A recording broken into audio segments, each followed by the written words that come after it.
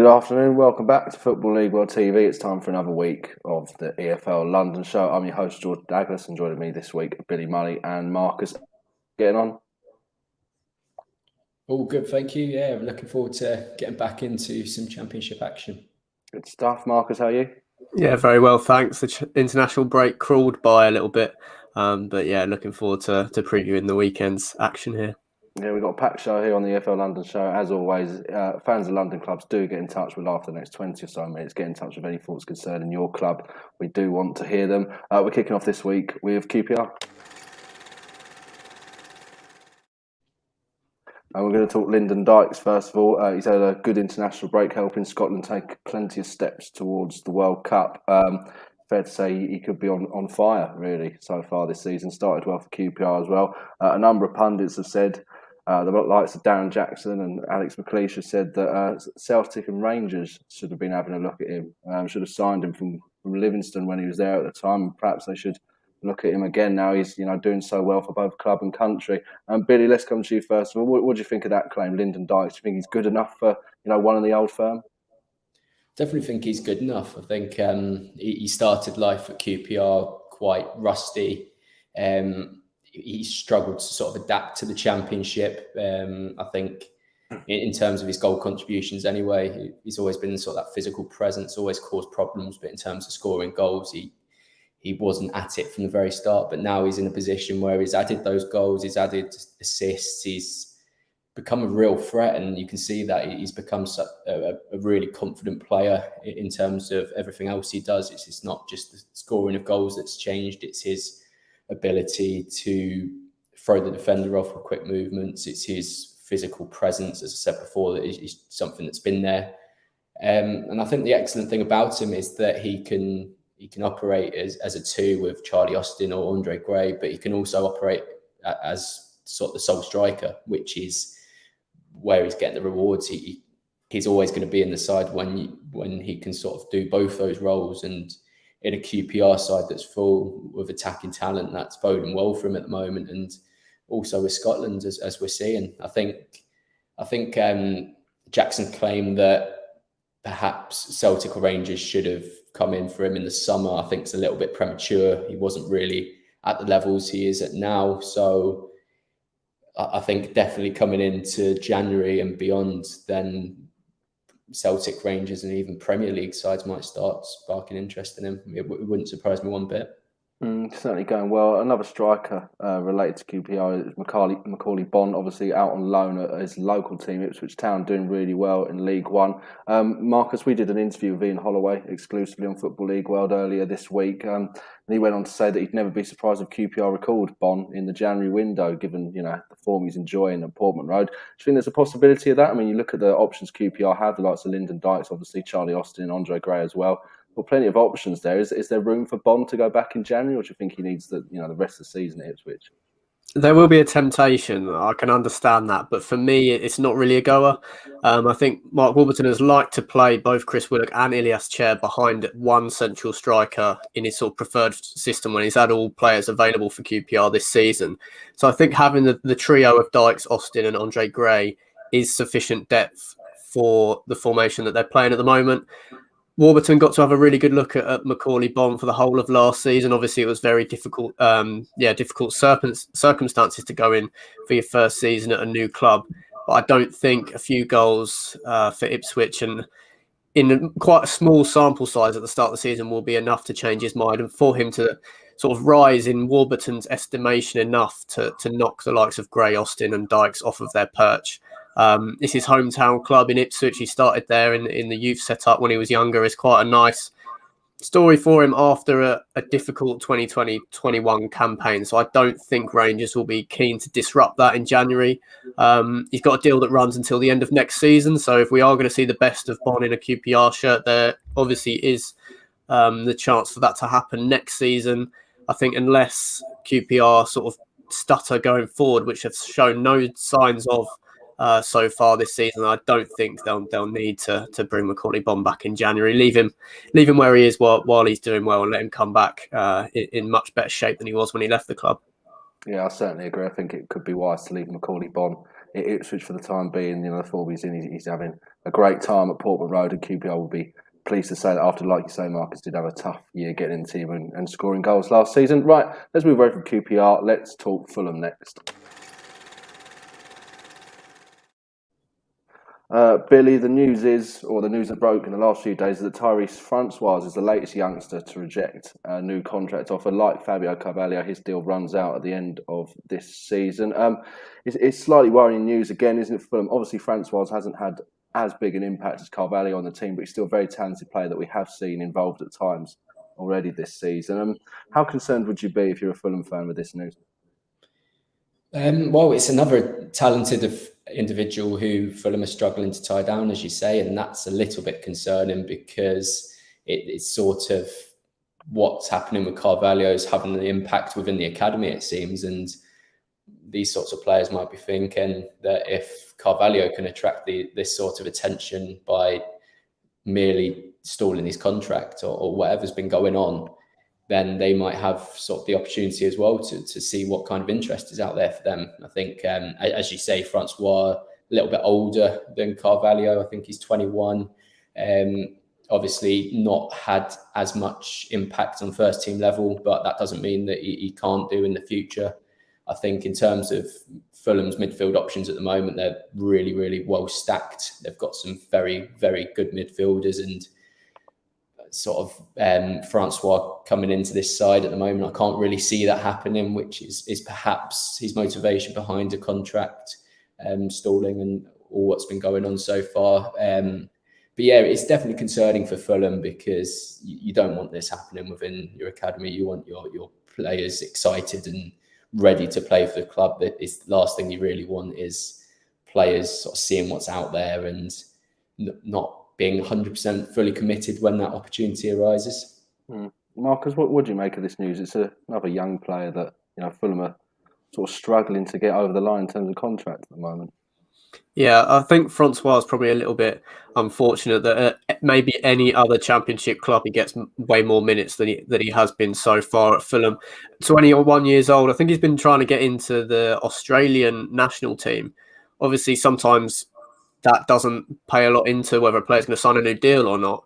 But with there being a World Cup in 2022 in Qatar, he might be at 21 years old hoping to make that. And with the first team opportunities not shortcoming at all at Fulham, then he might be looking elsewhere, considering the deal's up. That his motivation to sign a new contract is going to be decreased without his confidence that he's going to get a chance in the first team. So it's not a surprise to see the contract talk stalling. At 21, you want assurances that you're going to want regular game time, and I don't see how Fulham can promise him that at the time being. Okay, it's certainly an issue for Fulham to solve, as is the Fabio Carvalho contract. Let's move away from Fulham. Let's look at Millwall. Billy, your Luton team are heading to Millwall this weekend. We'll get on to the actual preview of the game in a little bit later on in the show. But we'll just talk about Millwall first of all, and the news that George Saville is a bit of an injury doubt for this game. He's been a real key part of the team so far this season. Obviously, second stint at the club. How big a blow do you think that's going to be for the Lions, and how big a boost do you think it could be for your Luton team this weekend?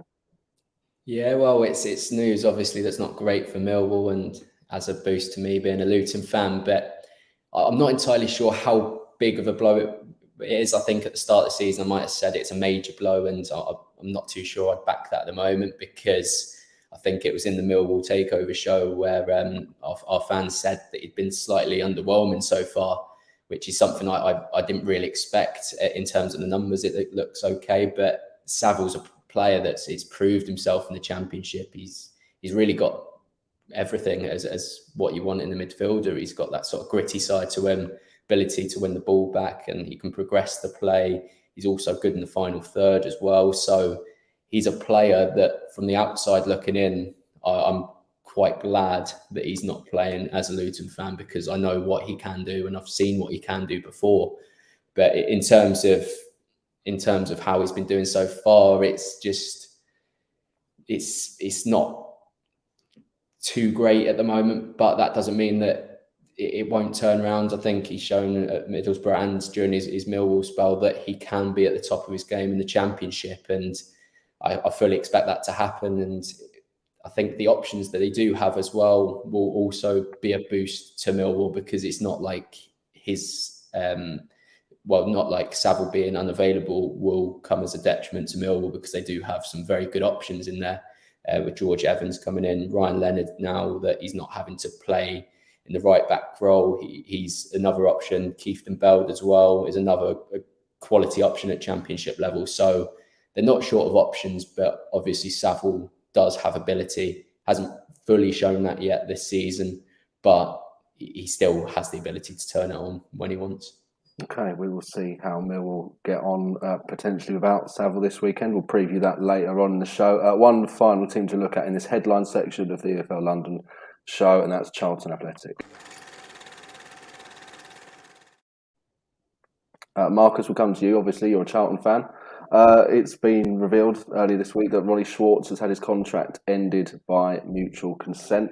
A striker that I'd say probably promised quite a bit, given his CV, given his pedigree, particularly playing football in Denmark, and obviously played at a decent level there, but never really worked out for him, did it, at the Addicts? And, is it a surprise? I mean, you look at the length of the contract, and to that extent, it might be a little bit of a surprise that he's been released, but, in many ways, it just looked like he was never really going to get into the team, particularly under Nigel Adkins. Yeah, from the way it was going, it's definitely not a surprise. Not involved even in the Papa John's Trophy this season. There's been some personal issues. I think when he did an interview after scoring his only goal for the club, which was a great strike in a 4-4 draw against Rochdale last season. After the match, he was quite emotional in an interview, talking about how his partner was still over in Denmark, couldn't come over because of COVID complications. I think she was expecting a child at the time as well. So it just hasn't really been a good fit for Ronnie Schwartz at Charlton. I think as one of Thomas Sandgaard's first signings at the club, there are questions over it. I think he came in as a 31-year-old, as you say, with a big reputation. I think he'd played in the Champions League for FC Midtjylland that season. But given a 2.5-year contract to a 31-year-old striker who's never played in the Football League before does raise some alarm bells. Sadly, it hasn't worked out. I think this is the best move for both parties. Schwartz had picked up an injury, so wasn't set to be even in training for the next couple of months anyway. So hopefully he can carry on his rehab from that and get back to enjoying his football again, probably back in Denmark. So yeah, it is a sad state of affairs. Came in very early in the January transfer window last season and promised a lot. It's a great strike if you saw the goal that he scored last season. But yeah, just wrong club at the wrong time. Not really a good fit, but best of luck for the future to him. Yeah, I think that's a perfect description. Wrong club at the wrong time for Schwartz. Definitely, a decent player there, but just did not work out for him at Charlton. But wherever he goes, echo Marcus's thoughts. Do wish him well wherever he ends up. Sure, a club will pick him up and we'll get to see a bit better of him than Charlton did. Right, that rounds out the headline section of this EFL London show. Let's look ahead to this weekend's games.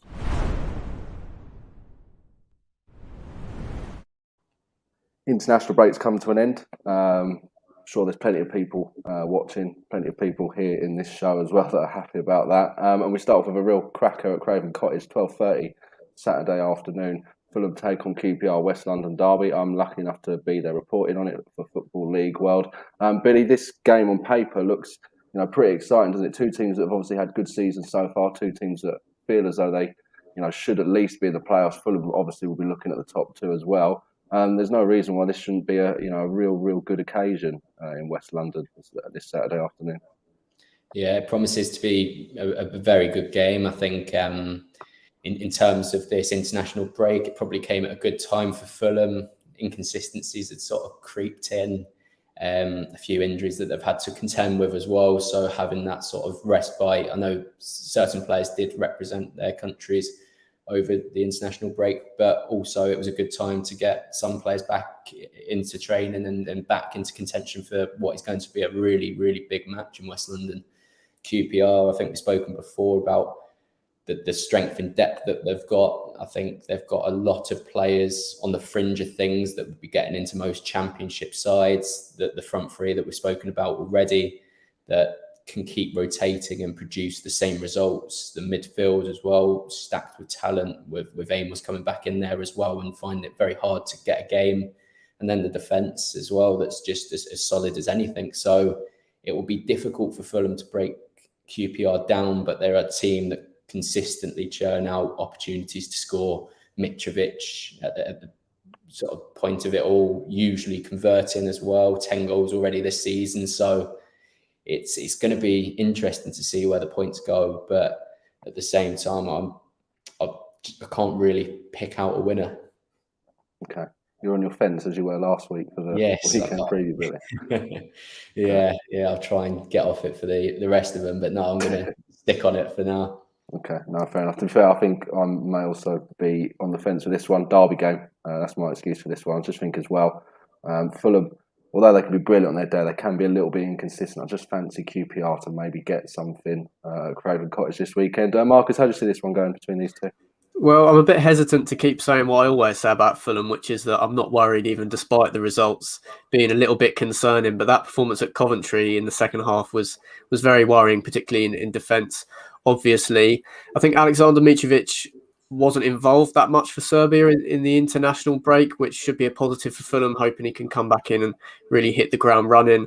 I think QPR are in a little bit of a false position. I know they've got some great players. Warburton's got them playing some really aesthetically pleasing football, but I think Fulham are the better team here. I'm just wondering at what point do we get off this Fulham definite top two bandwagon if they keep dropping points. But I think, I'll stay on this hill. This is one of the last times I do. If they let me down again, I'm going to go for a Fulham win 3-1. Okay, we will see if they let you down again, Marcus, and we'll review next week. When we look back at that particular match. That's Fulham against QPR at Craven Cottage. One other game in the Championship involving London side, which we have sort of touched on already in the show, is Millwall's game against Luton at the New Den. Billy, you're going as a Luton fan. You'll be in the away end. What are you expecting from this one? And what are you hoping from a Luton perspective? How are you going to go about stopping Millwall this weekend? I think with Millwall, we've come to expect a tough, gritty team with moments of quality in terms of Wallace, and now bringing in Ojo as well sort of balances out the threat on either side. I know Ojo's given us a lot of problems in the past when he was playing for Cardiff. So in that respect, I'm not looking forward to that. Wallace as well, not much needs to be said on him because he's just such a good player that consistently turns up for not even the big occasion. He consistently turns up for every game and always has that influence. And Matt Smith as well is another player that I don't know if it's just against Luton, but he's always involved and knocking balls down. And yeah, I'm not looking forward to that aspect of the game. But with Luton, I think it's seven games in a row or 7 out of 8 where we've outperformed our opposition on expected goals. And I know that doesn't say a lot, but the chances we are creating is a clear improvement of last year. We weren't really creating clear-cut chances at all last season, and now we really can't stop creating them. So in that respect, I'm looking forward to seeing how we do against a team that have grown a reputation really of stopping teams playing and sort of having that grit and determination to win the midfield battles and nullify the attacking threats. But I said earlier on in the podcast that I'm backing Luton to win this one. So I think I have to stick with that now. I'm going to go for a narrow, not very pretty, but a narrow 1-0 win for Luton. Okay. Backing your team to get a win there. That'd be very, very decent result for Luton. Marcus, how do you see this one going? Are you agreeing with Billy? Can you see Millwall winning out? What's your call? I think it'll be tight. A trend of Millwall's games for the last few years, but this season only one of their 11 Championship matches has been decided by more than one goal. Every single other one's been a draw or one goal either way. Can definitely see that happening again. That's interesting. Billy brings up those expected goals numbers, considering they did play league leaders Bournemouth away quite recently, and obviously it created the better chances in that game. I'm going to go for a 1-1 draw, a bit of a Gary Rowett Millwall classic. I think it could be an entertaining game. Luton always give as much as they can get, as Billy's reciting of those numbers suggests. So, yeah, 1-1 from me. A bit of a boring shout, but yeah, it should be an entertaining game, I think. Yeah, I mean, they've both drawn a lot of games already this season. Millwall drawn 6, Luton have drawn 5. So the draw isn't a bad shout at all, Marcus. I'm going to, why not go completely different, go for Millwall 1-0 home win. I think they might just be able to do it, but I could really see any result with this particular fixture. It is quite tough to call. Let's move into League One.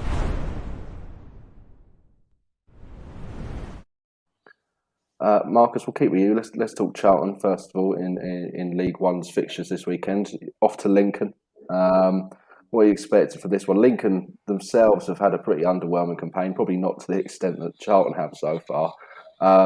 It's still going to be a tough test, though, isn't it? I mean, yes, the Imps are out of form, but they're a good side and they haven't lost their class overnight. They just need to find a bit of rhythm themselves. Absolutely, yeah. I couldn't agree more. It's going to be a really tough test. Obviously, the win at Fleetwood Town just before the international break was massive. I feel like we were a little bit reliant on some moments of individual brilliance from Jonathan Lico in that game with a goal and an assist. Whether teams are going to be able to take him out of the game, we'll have to wait and see. I'm particularly concerned about one area of the pitch. A lot of the goals that Charlton have conceded this season has come from not putting out fires on the edge of the box. They've really failed to protect the back four. Some of the goals that Lewis Fiorini scored for Lincoln this season, the Manchester City loanee, has been driving through those central areas. We all know how dangerous Anthony Scully can be, floating in around off the left or right flank. So yeah, I am concerned despite the win at Fleetwood. I'm going to stay on a sort of positive track. I think we can carry on the unbeaten run to 2 games, go over 2-2 draw. I think this has got the makings of an exciting match. But yeah, I completely agree with you. Despite their position in the table, this is last season's playoff finalists after all.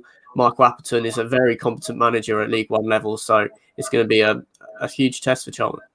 Certainly a big test for Nigel Adkins as well, obviously looking to build on that much needed win at Fleetwood before the international break. Billy, what do you make of this one? Where can you see the points heading? Marcus says it's a very important game for both teams, really. Both teams would have had top 6, maybe even promotion ambitions at the start of the season. Hasn't really panned out that way so far. Individual threats, both sides have them. As Marcus said there, Scully is one player that I've been particularly impressed with. And when Leco returned to Charlton, I thought that was an excellent signing at League One level. It's difficult to split them, but I'm getting wary of this fence that I continue to stand on. So I'm going to go for a narrow Charlton win. Okay. 2-1. That's fair enough. I personally, and I hate to say it, Marcus, I've just got this feeling that Lincoln might just do it. I think, yes, obviously Charlton got a good win against Fleetwood last time out, but I just think the confidence is still going to be quite fragile. And I think Lincoln have got more than enough quality to potentially revert some of the good that was done against Fleetwood. I hope for your sake that Charlton can get a result, and I think a draw would be decent enough, looking to then build on that against Accrington in the week. But yeah, I'm just siding with the Imps at the moment, but I'd be more than happy to be proven wrong with that one. The final game in League One involving the London club sees Wimbledon host Sheffield Wednesday. Billy, that's going to be another good test for Wimbledon. See where they exactly are in the league. Obviously, Sheffield Wednesday played last time. Whilst the international break was going on, Sheffield Wednesday still had a game, kept in stroke by beating Bolton. So it's going to be a good test for the Dons, isn't it? Definitely, yeah. And as we're seeing now, the games don't get any easier in this division. I think Wimbledon obviously had such a bright start, struggled in recent weeks. Obviously, an excellent last-minute goal from McCormick to pick up a point against Burton. But at the same time, it's 4 or 5 games now without a win, so they'll start to be a little bit concerned. They've got such a young squad, obviously full of talent, and the majority of that's come from the Premier League, but it's the experience that they need to get themselves out of this situation that I feel they're lacking a little bit in certain areas anyway. I think sort of core positions, they're lacking a little bit of leadership, of players who have this sort of know-how of the division. Sheffield Wednesday, similar to what we've been talking about with Charlton in terms of sort of the inconsistencies, not to the same extent, but it certainly haven't been as firing in the last sort of September time, October time as they were at the start of the season. You don't really know what sort of Sheffield Wednesday side will turn up, but at the same time, I think they do have that quality, individual quality, team quality pretty much all over the pitch. And for that reason, I think that this rot will continue for Wimbledon at the moment. I'll go for a 2-0 win Sheffield Wednesday's way. Yeah, I think I'm of a similar mind. I think Sheffield Wednesday might just have a little bit too much individual quality. Wimbledon do tend to give teams a chance. I think Wednesday will have enough to put enough of them away and get 3 points. Marcus, what's your thoughts on this one? I'm going 2-1 Sheffield. I think Wimbledon have been found out a little bit, particularly going forward. Only scored 2 goals in their last 5 games, considering how they were slamming them in remarkably at the start of the campaign. Something's not quite clicking there, maybe. Other clubs in the division have got wise to it, and Sheffield Wednesday have been stronger in defence than attack so far this season. So I think they'll be confident of putting in a decent defensive display at Plough Lane. But yeah, I think they've got the quality going forward as well. Barry Bannon could play this match out of the palm of his hand. I think 2-1 to the Owls for me. Okay, we shall see what happens there. And finally, before we go, let's talk League Two. Leighton Orient welcome Walsall to East London this weekend. I think, Billy, on the face of it, it's a game that really Orient will see, as a real opportunity to get 3 points if you look at the league table. Yeah, it's a good chance for them to return to winning ways. Perhaps haven't been firing the last 3 games as I've predicted, because I've been speaking a lot about how impressed I have been with them. So maybe it's my curse. But I think what we're seeing with Orient is that they are a strong outfit. They've just sort of struggled the last few games to break down their opposition, undone by a couple of late goals against Port Vale, 2 draws, which on other days could easily have been wins for them. So I still expect them to be competing at the top end, but I think this is a really, really good opportunity to remind the division that they are a very strong team this year and they'll be going all the way. Walsall, though, 11 points in the last 7. There'll be tough opposition, perhaps not tough as what they've come up against it in recent weeks, but they'll still provide competition. I think their away form's a little bit dodgy, 2 points from 5, and that's another sort of indication as to why Orient will be going into this as favourites, as clear favourites, and trying to really impose themselves on this Walsall side. As Orient, as I keep saying, have a League One squad in my eyes. So I think that Orient will return to winning ways in this one. I'm going to go for a convincing 3-0 win. Okay, I do see Orient winning this one, so I think it might be a little bit tighter than you do, though, Billy. I think Walsall are going to make it tough. They've shown, some better signs of life in more recent weeks. Obviously, it's a pretty tough start to the season. They couldn't buy a goal, but I think Orient, they do need to get back to winning ways, and I think they might just take this opportunity to do so this weekend. I'm going to go for a 1-0 win for the O's. Marcus, what do you make of this one? A hat-trick of Leighton Orient wins, do you think, on the show? No, I'm going for a draw. I think Orient might be a bit desperate to get back to winning ways. It really has slowed up their sort of automatic promotion push at the start of the season. I think Walsall have turned a corner. A draw at Exeter and then a win at home to Salford is 2 impressive back-to-back results. I think Matt Taylor's ideas are just starting to get across, so I'm going to go for 1-1. Okay, we will see what happens there. One final team to touch on, that's high-flying Sutton United, who seem to have really adapted well to League Two life now. 3 wins on the bounce. Late victory over Port Vale last time out, 4-3 it was. Dying winner for Sutton at home. They're now travelling to Crawley Town this weekend. Billy, should Sutton keep their winning run going, do you think, this Saturday? It's a difficult one. That they're facing another team that are banging form at the moment. And I think when talking about Sutton this year and when we saw them with 2 points from 4 games, we thought that they didn't really deserve to be there. We expected some sort of rise, but I don't think we expect a rise that we've seen. 5 wins from 6, beating Port Vale, who have looked brilliant in recent weeks, and they've got every bit of confidence at the moment to keep progressing. But they, as I say, they do face a Crawley side that are banging form at the moment. 13 points from the last 6. They're a team that know where the back of the net are and know how to see games out at the moment. I think that Sutton might be they might be thinking that Crawley are yet to win against a top 10 team. That's sort of a cause for concern for Crawley. But at the same time, they have sort of shown this clinical side. They've shown a side that they are tough to beat, even in the face of that record of not beating the top 10. Again, I'm going to go return back to the fence and go for an entertaining 2-2. Okay, Marcus, what do you make of this one? I agree with Billy. I think this game screams goals. Crawley are really good at home. I know they got a good win at Rochdale last week, but they tend to rely on their home form a bit more than some other teams in League Two. Sutton are on fire. Enzio Boulderwine going back to his old club in Crawley. Obviously got the confidence, scoring 4 in their last match. Been very good on the road as well. A 2-0 win at Northampton, I think, last time out away in League Two. So I'm going to go for a 3-2 win for Sutton. I think Tom Nichols will definitely cause them some problems at Broadfield Stadium. But yeah, Sutton for me, they're on fire at the moment. I think they can just carry on riding this wave. Okay, yeah, no, it should certainly be a very good game between two teams that are in fairly close proximity. Living in Crawley as I do, this is about as close as it gets to a rivalry for Crawley when a team like Sutton comes into the league. So hopefully the Red Devils will step up to the occasion. And for that reason, I'm going to go 2-1 to the local side. They're locked on points as well in the league table, so there's a fair case to argue for that as well. But like you both say, should be a very entertaining game at the Broadfield Stadium this weekend.